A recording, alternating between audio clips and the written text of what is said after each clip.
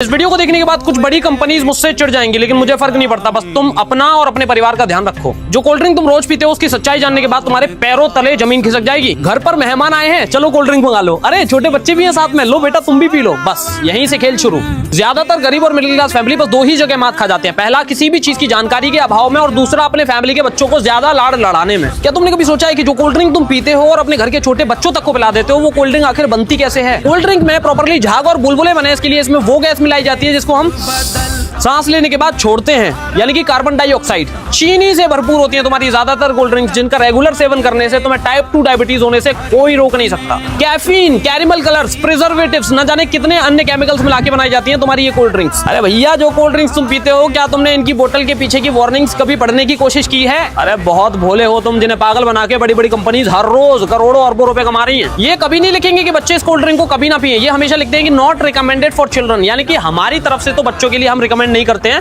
बाकी तुम अपने बच्चों को पिला रहे हो तो पिलाओ, हमारी इसकी कोई जिम्मेदारी नहीं है। और ध्यान से अगर तुम कुछ एनर्जी ड्रिंक्स के पीछे पढ़ोगे तो उधर लिखा होगा नॉट रिकमेंडेड फॉर प्रेग्नेंट और लैक्टेटिंग वुमेन, यानी गर्भवती महिलाओं के लिए, या फिर उन महिलाओं के लिए जो अपने साल 6 महीने के बच्चे को अपना दूध पिलाती हैं, उनके लिए हम इसको रिकमेंड नहीं करते हैं। अरे क्यों नहीं करते भाई रिकमेंड? अगर तुम्हारी ड्रिंक सेफ है तो करो ना रिकमेंड सबके लिए। Not recommended for children, pregnant women and lactating women लिख करके ये कंपनीज कानूनी तौर पर तो बच जाती है, लेकिन फंस जाते हैं हम जैसे लोअर मिडिल क्लास लोग और वो गरीब लोग जिनको इन कोल्ड ड्रिंक्स की बोतल के पीछे लिखी वार्निंग्स के बारे में कुछ भी नहीं पता होता। यानी कोई गांव देहात की बेचारी वो प्रेग्नेंट महिला जिसको बोतल के पीछे लिखी वार्निंग के बारे में कुछ भी नहीं पता है, कोई भी जानकारी नहीं है, और वो इस कोल्ड ड्रिंक को पी लेती है और कल को इसके बच्चे के साथ में कुछ हो जाता है, तो जब ये कोल्ड ड्रिंक की कंपनी पे केस करने जाएंगे ना, तो कोल्ड ड्रिंक की कंपनी साफ हाथ खड़े कर देगी कि साहब हमने तो लिख रखा है इस पे कि प्रेग्नेंट महिलाओं के लिए है ही नहीं, फिर भी पी लिया तो हम क्या करें? तब ये सुनकर तुम्हारे पास में सर पकड़ के रोने के अलावा कोई ऑप्शन नहीं रहेगा। तो अब तुम्हारे दिमाग में ये कीड़ा तो जरूर कूद रहा होगा कि अगर कोल्ड ड्रिंक इतनी ही खराब है तो सरकार इसे बंद क्यों नहीं करा देती? तो भाई कोल्ड ड्रिंक बंद तो है, लेकिन भारत के नागरिकों के लिए नहीं, भारतीय संसद भवन के कैंटीन में बंद है प्रॉपरली। अब जहां बड़े बड़े नेता मंत्री अधिकारी बैठ करके खाना खाते हैं, वहां इनकी हेल्थ का ध्यान रखते हुए साल 2003 में पार्लियामेंट फूड मैनेजमेंट कमेटी ने फैसला लिया कि संसद की कैंटीन में कोई भी कोल्ड ड्रिंक नहीं बेची जाएगी, और आज 23 साल बाद भी वहां कोई कोल्ड ड्रिंक बेची नहीं जाती। एक बात याद रखना, सरकार कभी भी किसी भी चीज पर पूरी तरह प्रतिबंध नहीं लगाती। बिकने को तो मार्केट में जहर भी बिकता है, तो क्या सरकार हमारे तुम्हारे घर पे जा जाके ये बताए कि नहीं जहर नहीं पीना चाहिए, जहर नहीं खाना चाहिए, इससे मृत्यु हो जाती है? अरे भाई थोड़ा सा कॉमन सेंस तो हमारे अंदर भी होना चाहिए। सबको पता है कि गुटखा खाने से कैंसर हो सकता है, शराब पीना सेहत के लिए हानिकारक होता है, क्योंकि इनके ऊपर बड़े बड़े अक्षरों में लिखा रहता है, लेकिन फिर भी लोग इनका सेवन करते हैं, तो सरकार क्या ही करे? इंडियन इकोनॉमी में हर साल सॉफ्ट ड्रिंक इंडस्ट्री से 50,000 करोड़ रुपए का टैक्स आता है, यानी कि 500 अरब रुपए से भी ज्यादा। तो सरकार इसे बंद क्यों ही करेगी भाई? हमें तुम्हें दिक्कत है तो हम पीना क्यों नहीं छोड़ देते? ये बड़ी बड़ी कंपनियां तुम पर और तुम्हारे परिवार पर रहम नहीं खाएंगी। तुम मेरे अपने हो, इसलिए मेरा काम था तुम लोगों को समझाना, सो मैंने कर दिया। अब तुम्हें इन हाई शुगर वाली कोल्ड ड्रिंक से खुद को और अपने परिवार को बचाना है। इस वीडियो को अपने फैमिली में, दोस्तों में, रिश्तेदारों में, सबके पास भेज देना, ताकि सबको इस बारे में जानकारी मिल सके और वो अपनी हेल्थ का ख्याल रख सकें। और जरा सी भी ये जानकारी इंफॉर्मेटिव लगी हो तो एक फॉलो जरूर कर लेना।